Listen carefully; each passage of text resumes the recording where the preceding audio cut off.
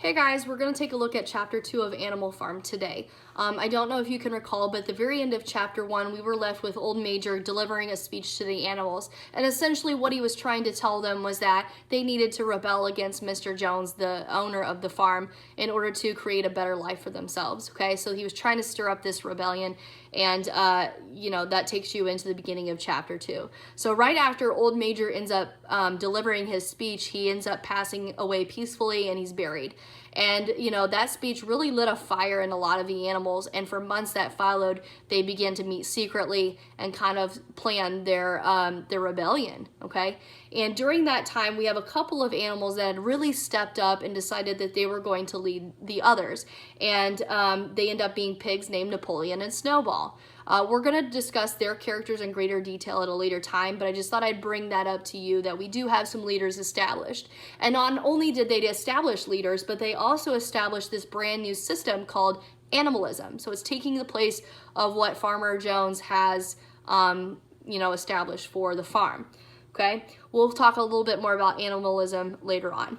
So another observation that I wanted to point out is that, as the chapter progresses, we notice that the pigs seem to be more intelligent than anyone else. Think about this, we oftentimes see that the uneducated are often at a disadvantage in society. Why? Because knowledge is power. If you don't know anything, then you don't know you don't have anything to question, right? You don't know what to contradict. So that's why people who have an education are the ones that lead the country and are in control. So I just want you to think about how that translates beyond this actual text. So let's go ahead and examine the pigs in greater detail, shall we? The first character or pig that I want to talk about is Napoleon. He's actually described as this sort of large, fierce-looking pig. He's not really much of a talker, but he ends up always getting his own way. We also have the other pig, the other leader named Snowball, who is pretty vivacious. He's inventive. He's quicker in speech. However, he's not as deep of a character, okay? So those are the two leaders that emerged. We also have another pig named Squealer, and he's going to become very important through the rest of the novel.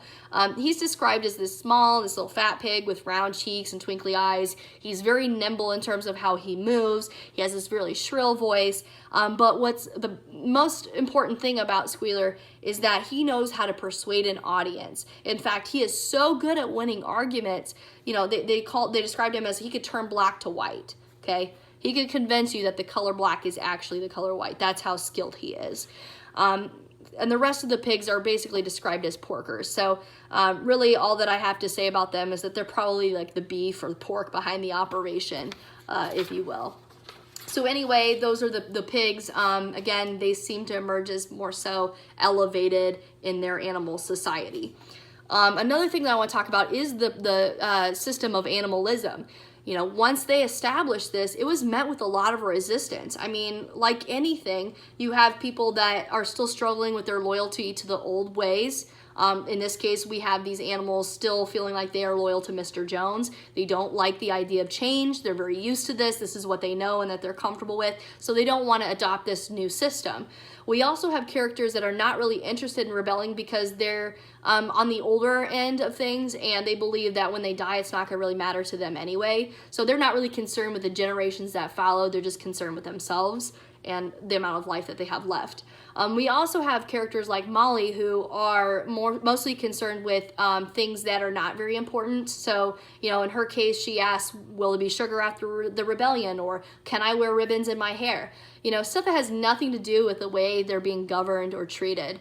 So we'll talk more about who she represents, beyond the text. So we'll talk later. Another thing that I wanted to examine was the character Moses and his discussion about Sugar Candy Mountain. In your mind, what do you make of that? What do you believe Sugar Candy Mountain is referring to? What about Moses? Can you draw any correlations to other times where a Moses is mentioned? Here are some things that I want to share with you personally. In my belief, Sugar Candy Mountain is basically heaven. It's determined by the fact that, it's up in the sky, which is where heaven for us is typically. It's where animals go to die. We do the same thing. It's also described as a sort of perfect world for animals. much like how heaven is described for us. It's this ideal place to end up. So anyway, that's my belief, is sugar candy represents heaven. I also wanted to bring up Moses. So Moses is actually a biblical name. In the text, Moses led his people out of Egypt, so away from slavery. I believe that this bird is meant to symbolize religion in the novel. A lot of the animals, notice, do not really receive Moses very well because, they believe that all he does is just tell stories and he doesn't want to work and do anything of significance. But I wanted to point out that the animals, specifically the pigs, don't like him, and they try to argue against his ideas. Think about it. Why would they not like him the most? Here are my thoughts.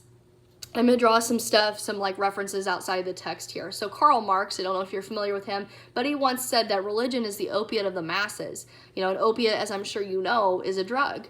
And connecting back to the text, if animals believe that their toil on earth is only momentary and that they, when they die, they'll reap all the rewards, what motivation do they have for engaging in this sort of rebellion? They don't really care because their real reward is at a later date. So this is sort of counterproductive for the pigs and the agenda that they have right now. So that's why they don't especially like Moses. I also want to talk to you a little bit about the animals Boxer and Clover. Remember, they're the cart horses, and they're described as stupid, but they're trusting and they're hardworking. Here are some phrases that I wanted to read from the text just to kind of reinforce this. They say that those two had great difficulty in thinking anything out for themselves, and having once accepted the pigs as their teachers, they absorbed everything that they were told, and they passed it on to other animals by simple arguments.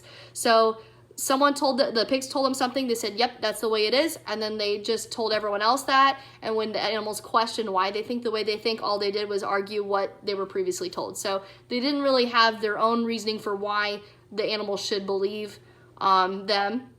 They just spewed out and blindly accepted. So anyway, they're also the animals that attend all of the meetings, and they're the leaders of the rebellion song. They sing it the loudest, So just think about that, and how that wouldn't bode very well for them. My question to you is, should we blindly trust those in authority?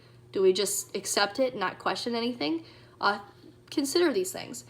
I also want to talk a little bit about another very important event in this chapter. We know that the rebellion ends up happening and the animals end up victorious. They managed to chase Mr. Jones off the farm, and now they're the ones in control, okay? So one of the biggest things that they had to figure out was, what are we going to do with the farmhouse, okay?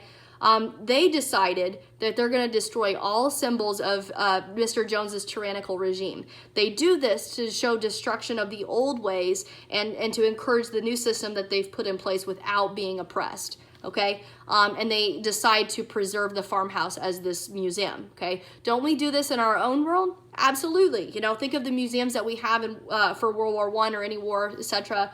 Why do we create these? Because we want to be reminded of the past. Our hope is that we will not make the same mistakes again, and that we honor those who have perished in the process of creating this new life for us. Okay, so they do that with the farmhouse. Okay, it's a memorial. Finally, two more things. We've got the 7 commandments being established. I want to look at that really quick for you guys. Let me see if I can point you to a specific page for these. The 43 would be the place to go. Here are their commandments. Whatever goes upon 2 legs is an enemy. Whatever goes upon 4 legs or has wings is a friend. No animal shall wear clothes, sleep in a bed, drink alcohol, kill other animals, and then finally, and probably the most important one, is that all animals are equal. Okay, hold on to that one. I'm going to come back to that in just a minute. Okay, think about this. Are they fair? Why do you think they've been chosen specifically? Okay, so that's for you to determine. Finally, we have the disappearance of the cow's milk at the very end of chapter 2. This is important to know. Where do you think that it has gone? How is this worrying to the future of the animals on the farm? Here's what I think, and I'm assuming you probably came to the same conclusion, but the pigs are behind the disappearance of the milk. We assume that they've taken the milk and they're going to use it for themselves because everyone likes it. It's desirable. They're already it's concerning to us because the pigs are already deciding that they're not going to practice what they preach. They've educated themselves. Remember that knowledge is important, and with knowledge comes control and power. And they've assigned themselves positions of power, actually, and it already foreshadows their oppressive leadership. Okay, so in the end, looking back at those commandments established, not all animals are created equal already. Okay, so hold on to that before we get into chapter 3. If you guys have any questions, just be sure to email me and I will help you out. See you later, guys.